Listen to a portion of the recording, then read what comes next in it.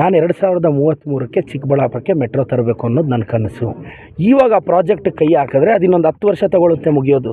First DPR ಮಾಡಬೇಕು, reservoir content rice ಮಾಡಬೇಕು, interstate water ಇಶ್ಯೂನ solve ಮಾಡಬೇಕು. ಇದಕ್ಕೆ ಪ್ರಸ್ತಾಪ ಇಟ್ಟಿದ್ದೀನಿ ನಾನು. ಇದೊಂದು 500-600 ಕೋಟಿನೇ ಬೇಕು, ಇನ್ನೂ ಜಾಸ್ತಿ ಬೇಕೇನೋ ಗೊತ್ತಿಲ್ಲ. ನನ್ನ ಸರ್ ನೀರು ಶುದ್ಧೀಕರಣ ಮಾಡಿದ್ರೆ 3ನೇ ಹಂತದಲ್ಲಿ ಪ್ರಶಂಸೆ ವ್ಯಕ್ತಪಡಿಸ್ತೀನಿ ಸರ್ಕಾರಕ್ಕೆ ಅಂತ ಹೇಳಿದ್ದಾರೆ. ಈಗ ಅವರು ಹೇಳಿದ್ದಾರೆ 10 ವರ್ಷ ಇದ್ದರು, ಅವ್ರು ಮಾಡ್ಬೋದಾಗಿತ್ತು. ಈಗ ನಮ್ಮ ಮೇಲೆ ಹಾಕಿದ್ದಾರೆ. ನಾವು ಸರ್ಕಾರದಲ್ಲಿ ಫೈಟ್ ಮಾಡ್ತಿದ್ದೀವಿ, ನಾವೇನು ಸುಮ್ಮನೆ ಇಲ್ಲ. ಖಂಡಿತವಾಗೂ ನಾನು 3ನೇ ಹಂತದ ಶುದ್ಧೀಕರಣದ ಪರವಾಗಿ ನಾನಿದ್ದೀನಿ. ನನ್ನ ವೈಯಕ್ತಿಕ ಸ್ಟ್ಯಾಂಡ್ ಹೇಳ್ತಾ ಇದ್ದೀನಿ.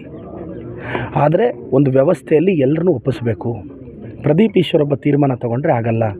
ಇದು 100 ಕೋಟಿ ಪ್ರಾಜೆಕ್ಟು. ಈಗ ನಾನು ಜಕ್ಕಲಮಡುಗು ರಿಸರ್ವಾಯರ್ ರೈಸ್ ಮಾಡಿಸ್ಬೇಕು ಅಂತಿದ್ದೀನಿ. ಇದೆಲ್ಲ ಚಿಕ್ಕದು ಅನ್ನಿಸ್ತಿದೆ ನಿಮಗೆ. ನಾನು 2033ಕ್ಕೆ ಚಿಕ್ಕಬಳ್ಳಾಪುರಕ್ಕೆ ಮೆಟ್ರೋ ತರಬೇಕು ಅನ್ನೋದು ನನ್ನ ಕನಸು.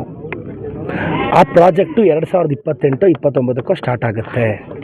33ಕ್ಕೆ ಏನಾದರೂ ಮೆಟ್ರೋ ಬಂದರೆ ಚಿಕ್ಕಬಳ್ಳಾಪುರದ ಪಾಪ್ಯುಲೇಷನ್ನು ಸಡನ್ನಾಗಿ 2 ಲಕ್ಷ ಜಾಸ್ತಿ ಆಗುತ್ತೆ. ಯಾಕೆ ಅಂದರೆ ಈಗಾಗಲೇ ಯಲಹಂಕ ದೇವನಹಳ್ಳದ ಮೇಲೆ ಒತ್ತಡ ಜಾಸ್ತಿ ಆಗಿದೆ. ತುಂಬ ಜನ ಬೆಂಗಳೂರವ್ರು ಬಂದು ಚಿಕ್ಕಬಳ್ಳಾಪುರದಲ್ಲಿ ವಾಸ ಮಾಡೋಕ್ಕೆ ಸ್ಟಾರ್ಟ್ ಮಾಡ್ತಾರೆ. ಸಡನ್ನಾಗಿ ಒಂದು ಟೌನ್ ಪಾಪ್ಯುಲೇಷನ್ 2 ಲಕ್ಷ ಜಾಸ್ತಿ ಆದರೆ ನಾಳೆ ಬೆಳಗ್ಗೆ ನೀರು ಸಮಸ್ಯೆ ಬಂದರೆ ಹೆಂಗೆ ಕೊಡೋದು ನಾವು? ಹೆಂಗೆ ಕೊಡೋದು? ವಸತಿ ಸಮಸ್ಯೆ, ನೀರು ಸಮಸ್ಯೆ ಹೆಂಗೆ? ಇವಾಗ ಆ ಪ್ರಾಜೆಕ್ಟ್ ಕೈ ಹಾಕಿದ್ರೆ ಅದು ಇನ್ನೊಂದು 10 ವರ್ಷ ತಗೊಳುತ್ತೆ ಮುಗಿಯೋದು. ಫಸ್ಟು DPR ಮಾಡಬೇಕು, ರಿಸರ್ವಾಯರ್ ಕಂಟೆಂಟ್ ರೈಸ್ ಮಾಡಬೇಕು, ಇಂಟರ್ಸ್ಟೇಟ್ ವಾಟರ್ ಇಶ್ಯೂನ ಸಾಲ್ವ್ ಮಾಡಬೇಕು. ಇದಕ್ಕೆ ಪ್ರಸ್ತಾಪ ಇಟ್ಟಿದ್ದೀನಿ ನಾನು. ಇದೊಂದು 500-600 ಕೋಟಿನೇ ಬೇಕು, ಇನ್ನೂ ಜಾಸ್ತಿ ಬೇಕೇನೋ ಗೊತ್ತಿಲ್ಲ. ನಾನು ಅಂದಾಜು ಹೇಳ್ತಿದ್ದೀನಿ. ನಾನು ವಿಷನ್ ಇಟ್ಕೊಂಡು ಕೆಲಸ ಮಾಡ್ತಿದ್ದೀನಿ. ಎರಡನೇದು. ಸೊ ಒಂದೊಂದೇ ಮಾಡ್ತಿದ್ದೀನಿ.